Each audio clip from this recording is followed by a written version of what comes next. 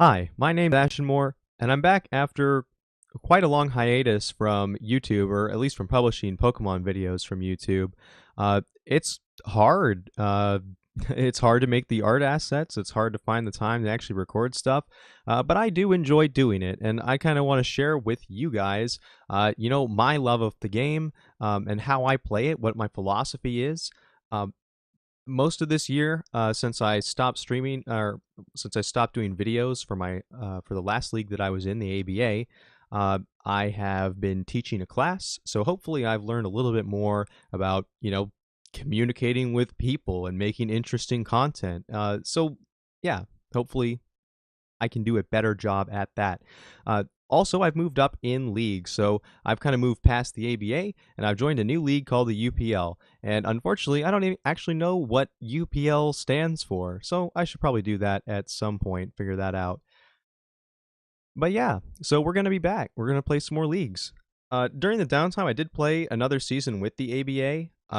I wasn't being incredibly serious in that season. I decided that I would give a shot for Tyranitar or Mega Tyranitar. Ended up taking Mega Tyranitar. I always see it in Tier 1. I never watch leagues where it's actually picked. I wanted to see if it can be used, if it could be used effectively.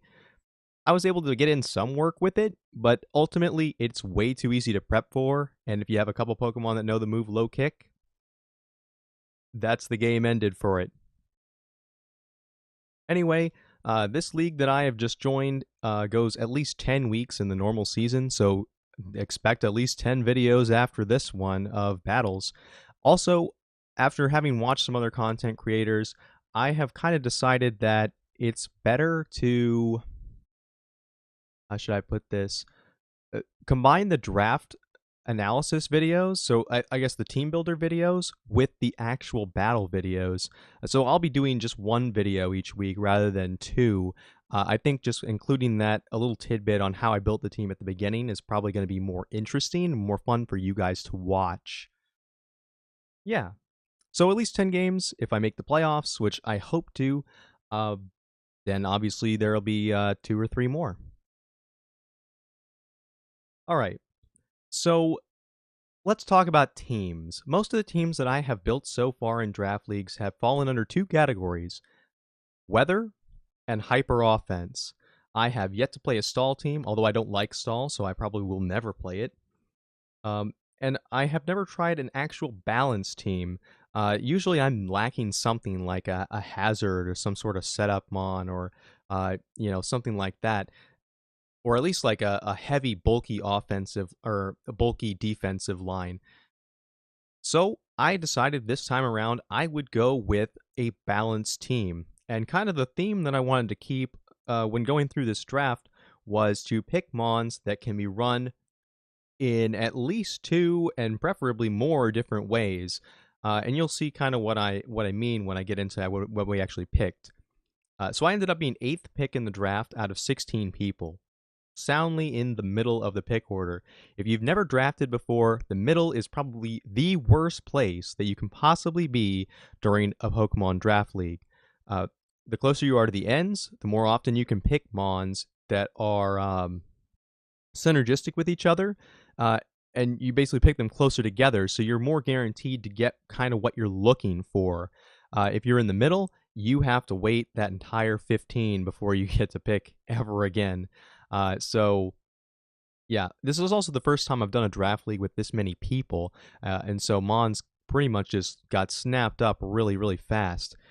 Anyway, I started out by making a list of two Pokemon cores to start out with, so I didn't make like a full game plan right off the bat. So just two Mons that really like synergized with each other as far as like typings, both in attack and defense. So one Mon that I really wanted to play last season that I didn't get to because it was taken as the number one pick is actually the first Mon that I'm gonna cover here. So this was my first pick, and that was Celesteela. This good old thing.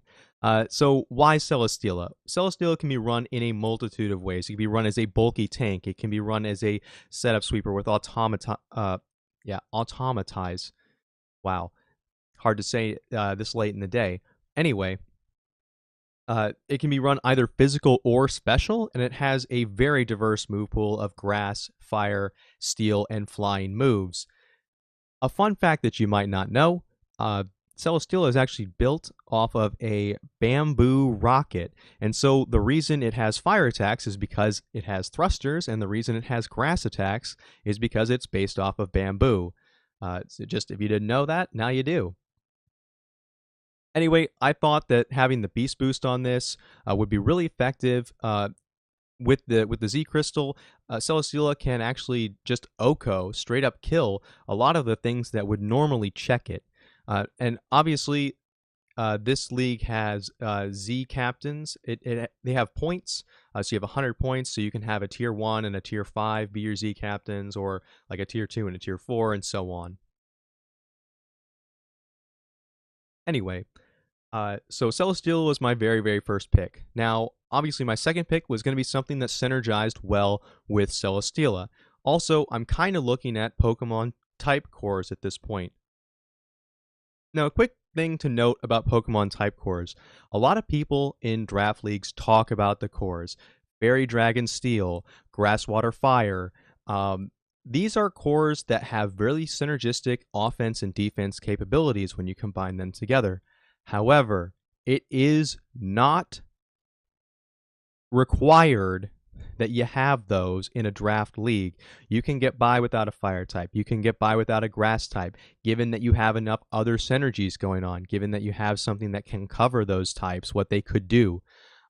In this case, Celesteela has some of the roles of a bulky grass type because it has some of the moves that are associated with it, like Leech Seed and so on and so forth. So that's just something to think about. I ended up going with all the type cores this time around because I could, but it's not something that you have to do. It's just something that kind of allows you to have a decently balanced team if you do it.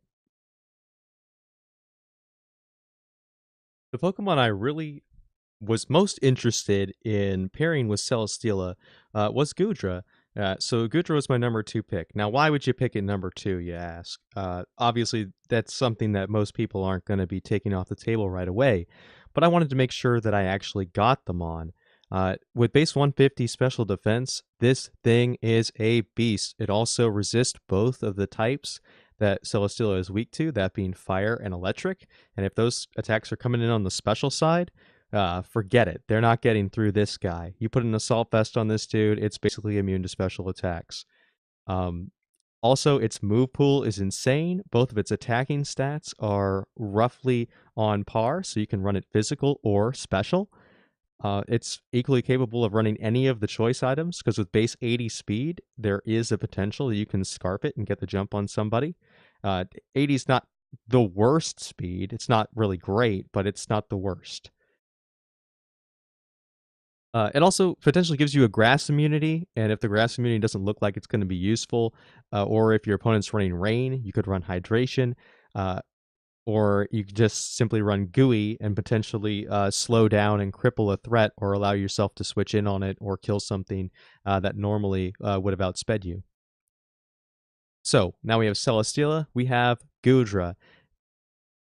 One other thing to kind of think about when you're building draft teams is not necessarily to pick specific Pokemon, but to pick specific roles that you want to fill, moves that you want to have available to you, and defensive and offensive typings you want to be able to have in your game. Basically, what you're doing in the draft phase of the league is using your knowledge to assemble the tools that you actually need to win. If you can't do that, obviously you're not going to win many games. So it's all about knowing what tools you need to have and getting those tools. All right, so we've got Celesteela, we've got Goodra. Both of those are fairly slow Pokemon, although Celesteela does have access to Autotomize. So next, we're kind of looking for something a little faster if possible. However, in this particular league, there was a little Mon in Tier 4, so that's one of the cheaper ones, that really stuck out to me as being a bargain. And I wanted to go ahead and grab it early on because I knew somebody else would grab it later. And so I decided to spend my Tier 3 pick on a little known Pokemon known as Silvally. So this is probably one of the more versatile Pokemon that you can get. Mini Arceus, Arceus Jr. This guy has access to literally every kind of move, and even if you run him normally, his coverage is insane. One other really big benefit that he gets that I was thinking about was the fact that he gets Defog, and he's also not weak to rocks. He also gets parting shot, so he can pivot out and bring something else in, while kind of like crippling a threat that's out there. All around, this thing is great. Also, if I missed out getting a type that I really want to have in a particular battle, I can always run Silvally as that type. Also, he could just be run normally. You could choice ban return with him. You could scarf him if you really wanted to. There's all sorts of options that you have available with Silvally. So, on the theme of versatility, great. However, Silvally's base 95. I still think that that's below average.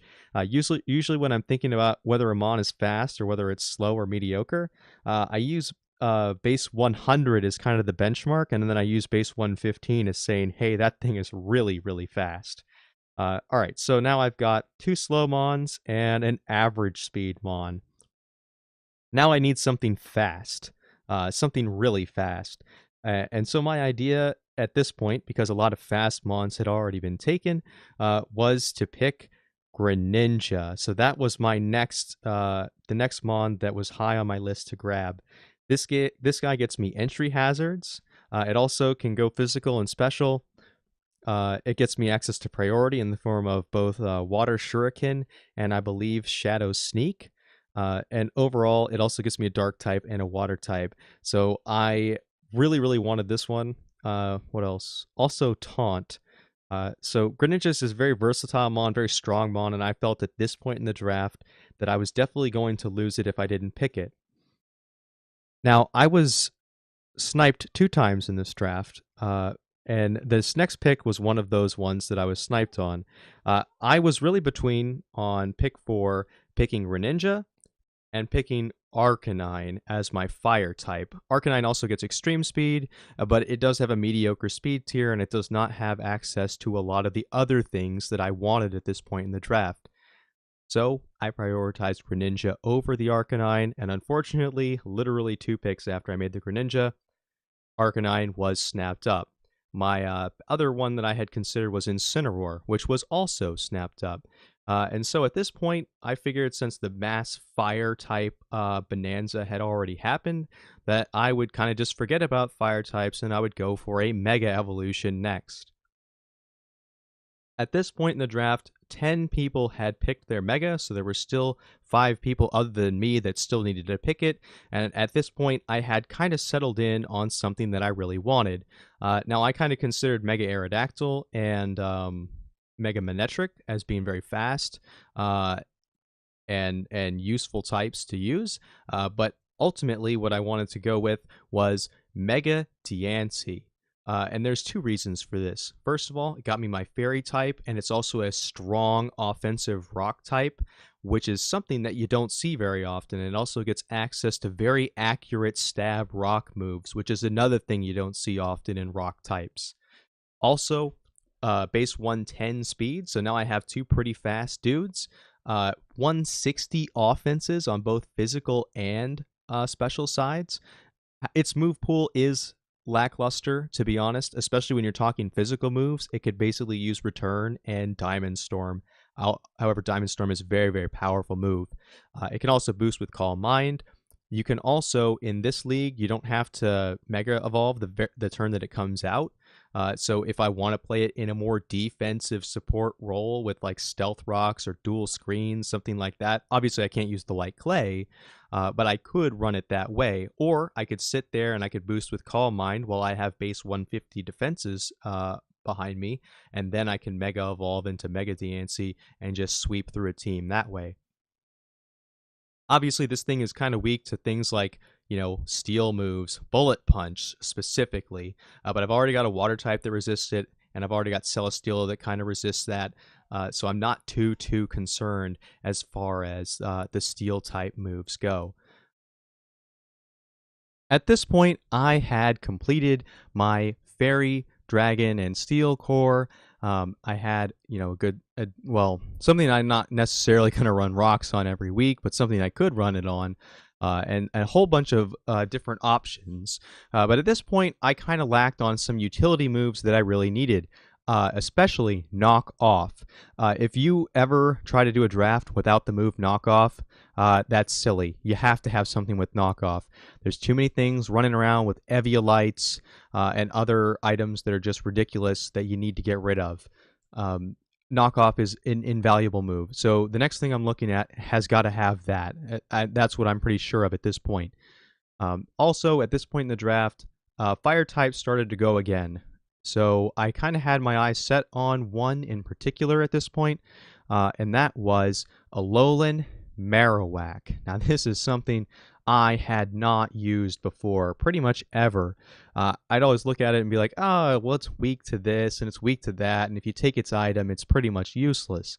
But when you look at this thing's raw attack power, like this thing potentially OHKO's variants of Blissey and like, Wobbuffet, which had almost been picked at this point. This thing is ridiculous as a wall breaker. It also gets your knockoff. It just has great typing that goes with Celesteela and some of the other mons that I've already picked. It can also absorb and kill steals from Mega Diancie, and a lot of ground types actually can't OHKO it because of its high defense and also get killed in return. Additionally, it also helps support Celesteela by being an electric type immunity, which I also did not have at this point. So overall, it synergized pretty well with my team. It gave me access to a couple of things that I really wanted. I believe it also gets access to stealth rocks. So this was another potential rocker for me. Obviously, Alolan Marowak's main weakness is the move knock off. So at this point, I wanted something that was a dark resist, i.e. a fighting type. Fighting type is something that I will always get in a draft league. It is way too useful. It is also the only thing that's super effective against normal types, like Snorlax, like Blissey, like Chansey, and really you need a fighting type if you're going to kill those kinds of things. So the next Pokemon I decided to pair with Alolan Marowak was going to be my actual grass type, Virizion. So Virizion can be run physical or special. It gets access to Swords Dance. It gets access to Calm Mind. Its move pool is not very wide. It is not very diverse, unfortunately. But it can be run physical or special. And it is also fast. And it is also bulky. And it can absorb not just the ground type, or sorry, not just the dark type moves and get justified boosts off of them for the Alolan Marowak, but it can also absorb ground type and water type moves. So it basically synergizes really, really well with the Alolan Marowak, which is why I wanted it. Also, Virizion is just cool. I really love its design. I really love it as a Pokemon. Why it's in Tier 4? It's probably because it has a terrible move pool, but I love it anyway. So at this point, a couple people started picking tier 5s, and there was a mon in tier 5 that I kind of wanted. I think every team needs a cleric, and unfortunately I had used a lot of my early game capital that could have been used towards a cleric to grab other things. So things like Umbreon, Vaporeon, Jirachi, well, I guess to a lesser extent Jirachi, Togekiss, Florges, those things were gone at this point in the draft. So I decided that I would dip into tier 5 and I would grab a very, very popular mon, at least that I've seen in draft leagues, that can function in a cleric role. And that was the derp man himself, Licky Licky. This guy gets Wish. He gets a whole bunch of other supporty kind of moves. He has a wide move pool, decent offenses. He's just really, really slow. That's the only problem with him.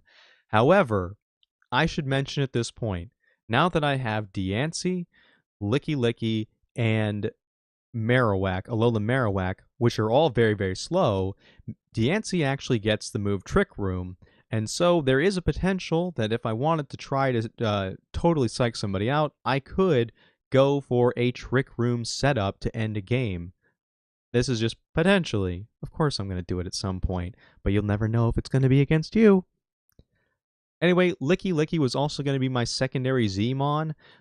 This is the point where I got sniped the second time. So I had set my eyes on Electivire as my other tier 5 pick, and I was going to make that my Zmon for the tier 5 because Electivire gets a huge move pool, and I thought it would have been really fun to do.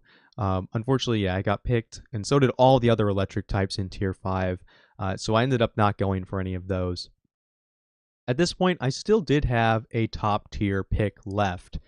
So I'm looking at my team. I've got pretty much all of the moves that I want at this point. I've got all the entry hazards minus sticky webs because Galvantula also got sniped out in front of me for this next pick. I have all the cleric moves that I want. I have knockoff. I have all the typings that I want for the most part. So at this point, I think the main thing I wanted was priority. So I was looking at Dragonite. I've always wanted to try out Dragonite. I've never seen anybody play Dragonite in a draft league. With extreme speed, I thought it might be pretty fun. However, Dragonite base 80, that's kind of slow. It makes my team overall kind of slow. Also, I wanted Intimidate. I didn't get an Intimidate because I missed out on that Arcanine pick. So why take Dragonite when you can take Salamence, which is basically a better Dragonite? Obviously, it's not going to live ice attacks as well, but most powerful ice attacks, even with multi-scale, Dragonite still dies. Basically, I can run Salamence 3 different ways: special attacker, physical attacker, and as a bulky dragon wall. He also gets secondary access to Defog, which can back up Silvally. Overall, does this make me kind of ice weak, kind of fairy weak because I have 2 dragons in my top tier picks? Yes, but those dragons fill dramatically different roles. Also, this gives me more resistance to fighting types, more resistance to grass types and other such things for my next pick. And my next pick, it was Swampert. How this guy managed to survive in tier 3 this long, I have no idea. So this is my bulky rocker, another electric immunity. And at this point, besides Greninja and the Mega Diancie, I have literally no grass, even neutral hits on my team. Almost everything resists and or can be immune to grass. So being that's this guy's only weakness, I felt like it was a perfect fit for my team at this point in the game. And then obviously for the last slot, since I got Electivire sniped out from under me, I decided that I would just go with something that I didn't have already, a poison type. So I went for Wheezing. This gives me secondary access to Toxic Spikes. It gives me a defensive poison type to help deal with fairies that might be attracted by the fact that I have the 2 dragon types. It's also immune to ground, so again, another ground immunity to help out like Alola Marowak. Overall, just a really good Mon, and also I think it should be in tier 4, so that's neither here nor there. Also gets access to Will-O-Wisp, 100% accuracy Toxic, Pain Split. In all, it can be a super pain for any team, like as a defensive wall. So overall, I thought that my draft went fairly decently. I got a good mix of offensive and defensive threats. I got pretty much everything that I really wanted, minus the Arcanine. But the Alola Marowak, after doing some calcs with it, that thing hits like an absolute truck. And it's very hard to kill it unless you're like on the special side with a water type. Anyway, expect to see my first battle video in probably a couple of days. I'm playing on Saturday against my first opponent, who happens to be running Stall the Team. So it should be a fun experience. Again, I've never played a balanced team. I've never tried to make a balanced team like this before. So I hope I can be successful with it, and I hope you guys will enjoy the battles that I'm going to have for you next. So yeah. Also, if you're watching these videos, if you have any suggestions, if there's something you like or don't like, leave me some feedback. That's how I'll improve this stuff. Obviously, graphics. Oh man, I really hate doing graphics. It takes forever. And while it's rewarding, I don't feel like it's worth the amount of time that I invest in them sometimes. I'm just not fast at that kind of thing. But yeah, anyway, have a good one, and I'll see you in my first battle video for this league. Thanks for watching.